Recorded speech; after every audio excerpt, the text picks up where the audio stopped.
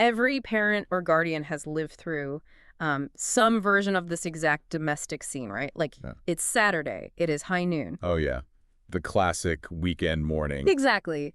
Your teenager stumbles into the kitchen, hair just flattened on one side, and they can barely form a coherent sentence before, pouring a massive glass of water. Just absolute zombie mode. Literally. You look at them and it's honestly like watching a zombie attempt to learn how to walk. But then you contrast that entire vibe with the exact same teenager just 12 hours earlier. Right. On Friday night. Yes. It's midnight on Friday, and they are just painfully wide awake. Their thumbs are flying across a smartphone screen.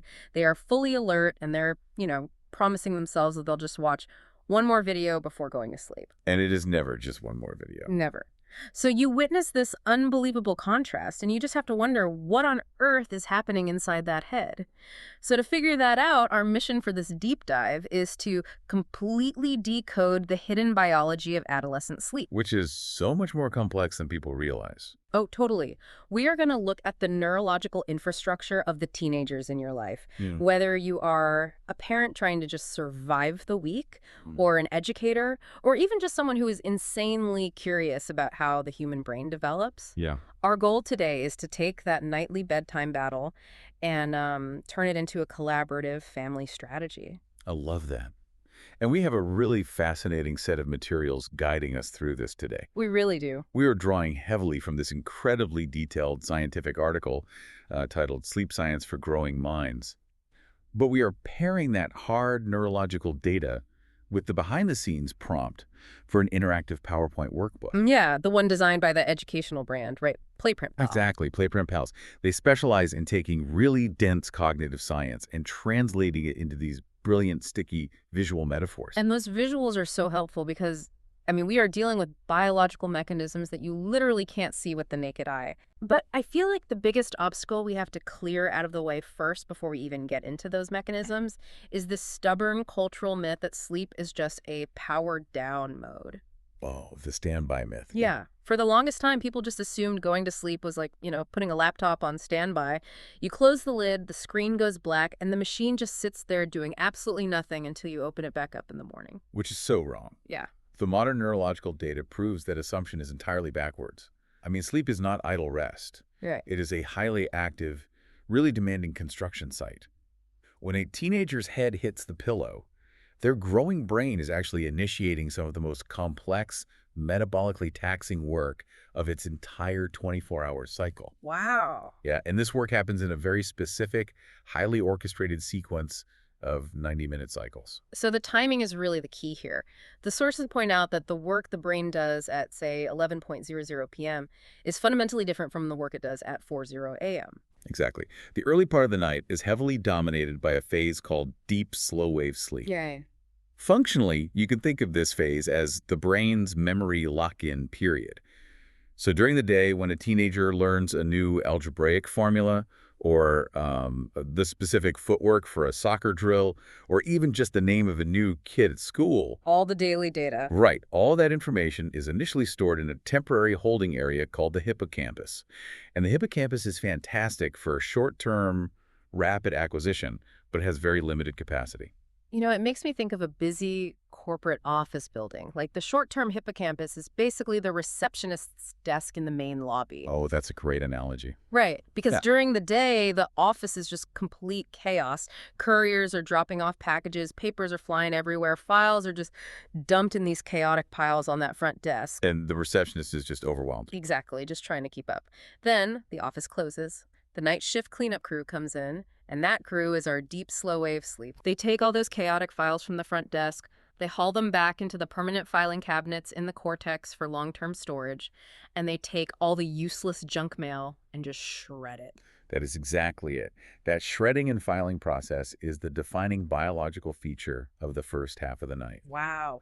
The brain literally replays the day's learning on a cellular level. It strengthens the neural connections that proved useful, and it actively prunes away the connections that didn't matter. So if a student studies intensely for a history exam, but they only sleep for like 4 hours. Then they have effectively sabotaged the specific biological mechanism that would have actually locked those historical dates into their permanent memory. Man, so the brain never gets the chance to move the files out of the lobby. Exactly. The desk stays cluttered. And if they do manage to sleep past that initial deep sleep phase, the night crew changes their focus, right? Like as we move into the later half of the night, closer to the morning hours, the architecture of the sleep cycle fundamentally shifts. It does. The balance tips heavily toward REM sleep, or rapid eye movement sleep. Which is the dreaming stage. Right. Most people know this as the stage where vivid dreaming occurs. Yeah. But functionally, for a developing brain, it serves as the ultimate emotional reset. An emotional reset. Yeah. REM sleep is the environment where creative problem solving takes place. But more importantly, it is where the brain works through emotionally charged or stressful experiences from the waking day. Oh, interesting. The neurochemistry during REM sleep actually diffuses the intensity of those experiences. It basically strips away the visceral anxiety so that the teenager can remember an embarrassing moment or a frustrating argument the next day without, reliving the acute emotional pain of it. Wait, okay, hold on. So if the slow wave memory filing is heavily front-loaded in the early hours of the night, Right. and that critical REM emotional reset is backloaded toward the morning, what happens when a jarring alarm clock goes off at 6 a.m. so a teenager can catch an early school bus? Does that mean we are disproportionately robbing them of their emotional processing time? Yes. The science is absolutely unequivocal on this point. Sleep deprivation does not steal hours evenly from all the different stages of sleep. Wow. When you artificially truncate the back end of the night with an early alarm, you violently target the brain's emotional regulation centers. You are completely cutting off those crucial final REM cycles. That is just a terrifying realization for anyone raising a teen. It really is. Like, they are stepping onto the school bus with their factual memories perfectly intact from the early night's deep sleep, but their emotional fuse has been completely burned out before the day even begins. Exactly.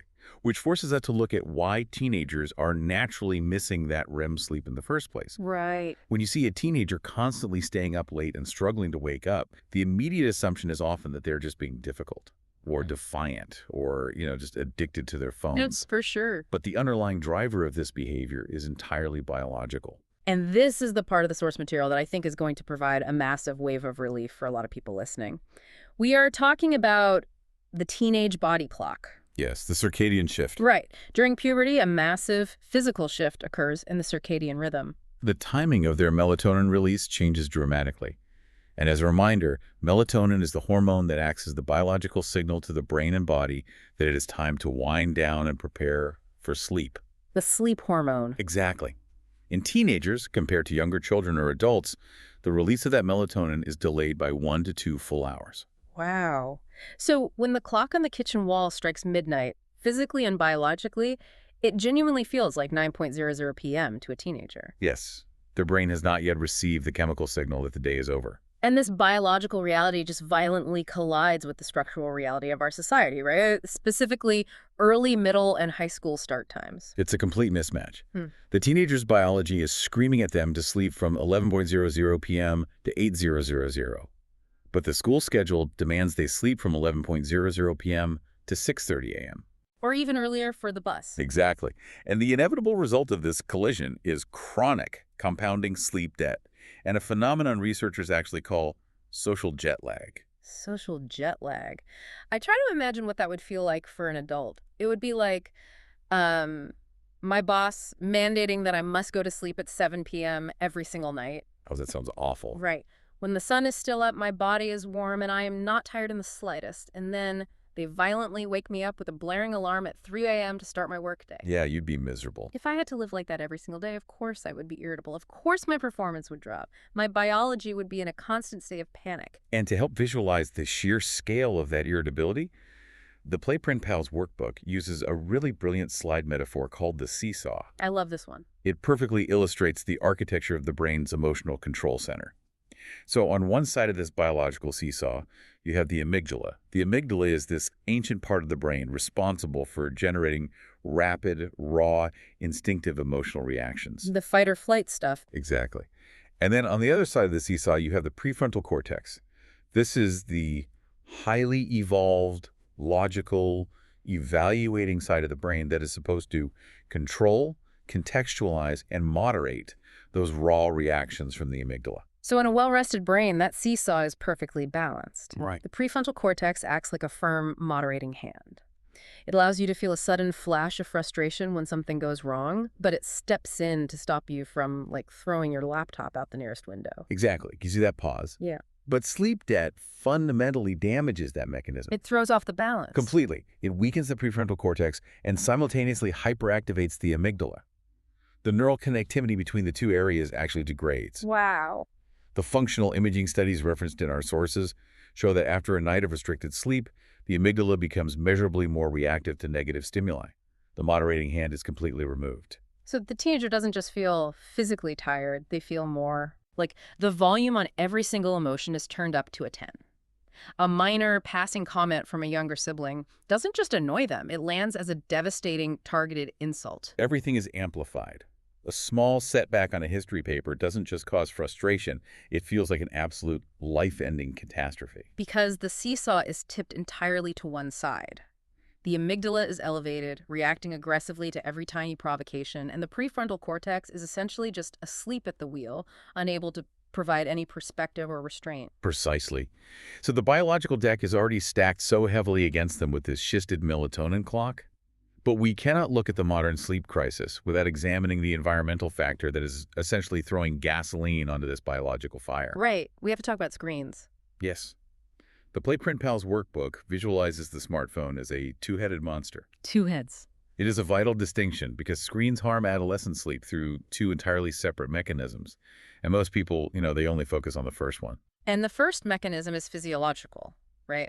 The workbook illustrates this beautifully with a simple icon of a smartphone emitting a soft blue glow, and that light is actively being absorbed by a moon icon. That's right. That blue wavelength light emitted by screens is uniquely problematic for the circadian rhythm.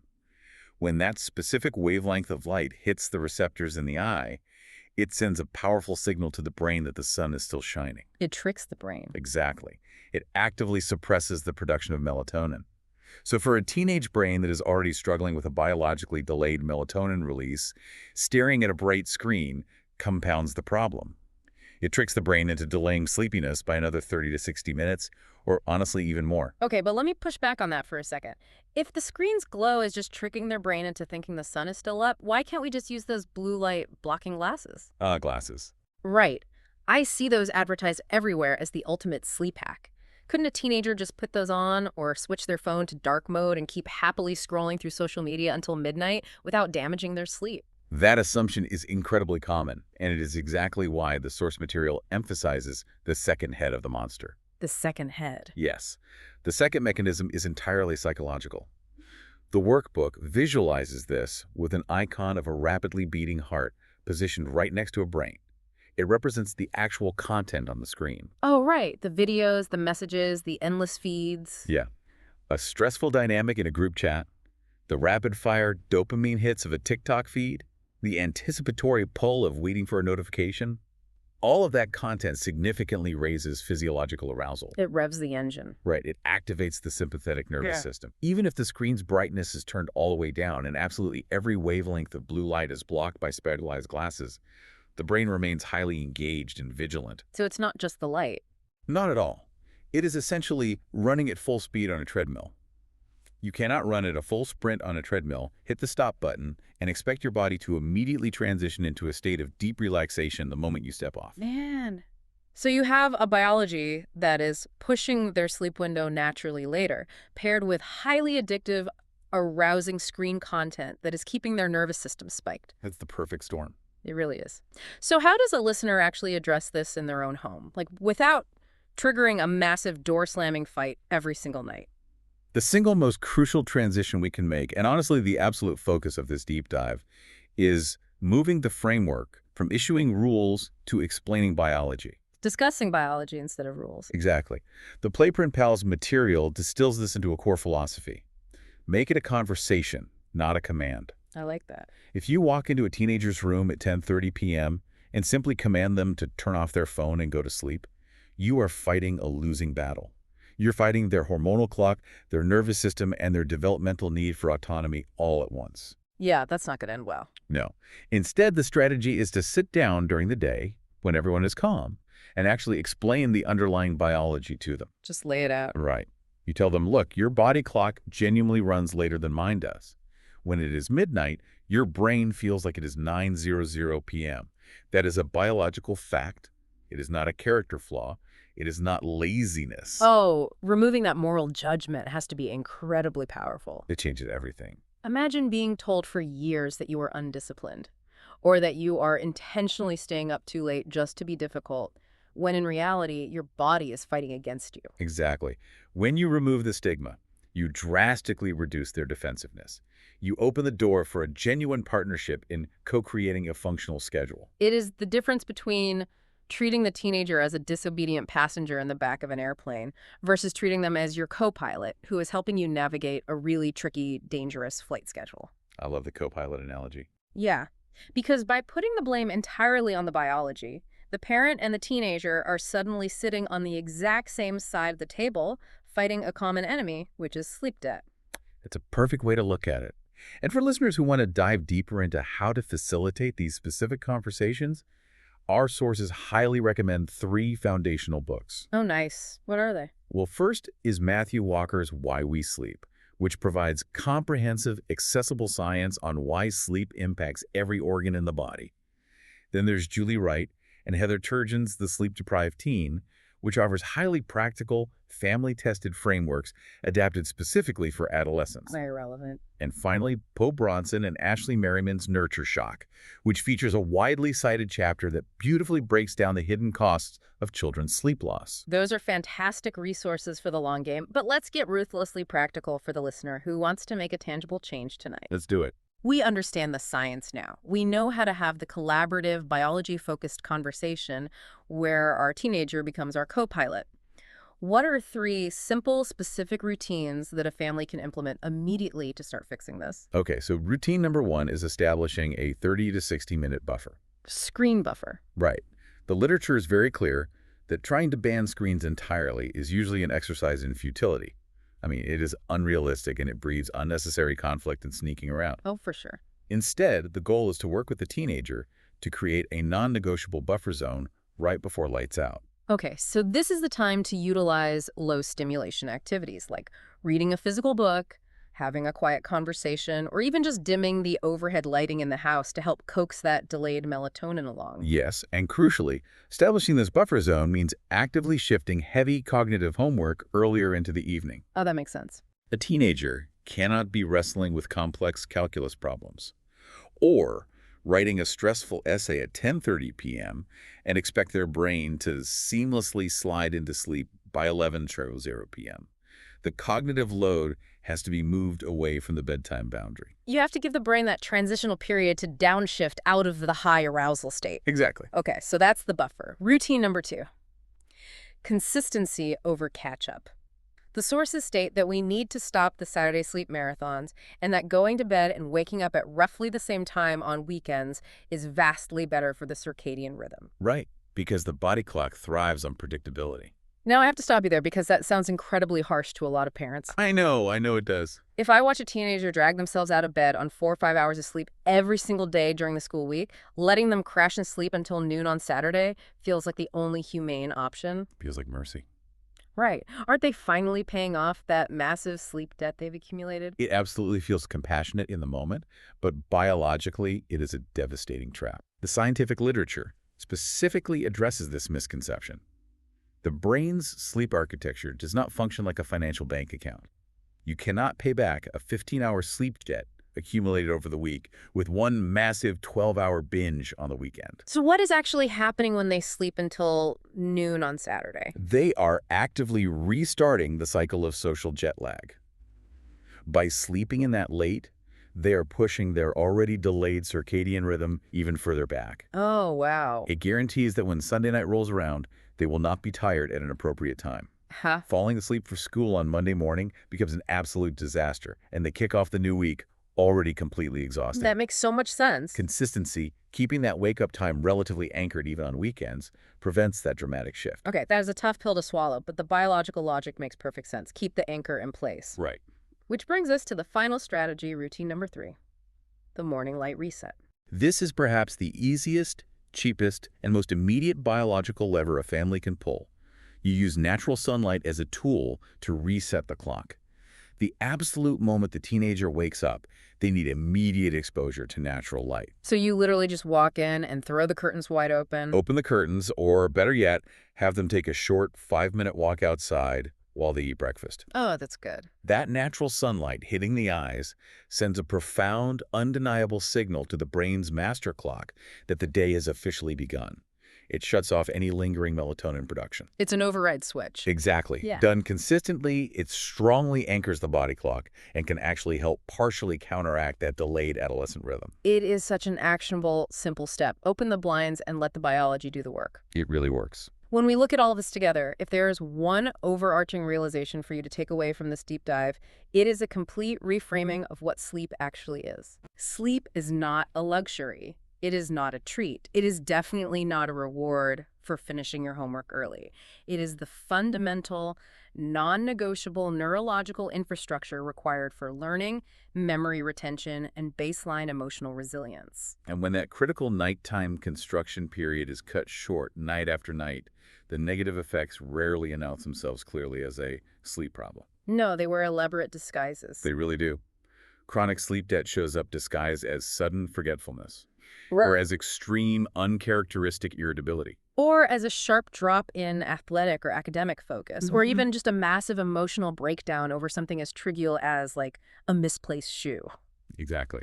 And if you are looking for a highly structured, visual way to implement all of this without feeling like you are nagging, definitely check out the Playprint Pals printable workbook on Gumroad. Highly recommend it. It contains all the visual metaphors we discussed, plus habit trackers and conversation guides that lay out the co-pilot strategy beautifully. It takes the dense biological insights from the research and turns them into a practical nightly routine that families can actually stick to. So before we wrap up our analysis of these sources, I want to leave you with a final provocative thought to chew on. Something that really struck us when looking at how these sleep cycles interact. This part is fascinating. We know from the data that deep, slow-wave sleep, which happens early in the night, is responsible for locking in facts and pruning away useless information. And we know that chronic sleep debt, caused by early alarm clocks, disproportionately steals the late-night REM sleep, which is the exact stage needed to diffuse negative, highly charged emotions. Right. And the timing of those two cycles creates a terrifying vulnerability. Think about the implication of that. If a sleep-deprived teenager is getting just enough deep sleep early in the night to successfully lock in their daily memories, but they are consistently missing the REM sleep required to emotionally process them, are they essentially building a developing brain that perfectly, flawlessly remembers every single negative interaction, failure, and frustration of their day without ever acquiring the emotional tools to actually process them? The neurological burden of carrying all those fully charged negative memories without any built-in biological relief is staggering to think about. It fundamentally changes how you look at that exhausted, irritable teenager stumbling into your kitchen on a Saturday morning, doesn't it?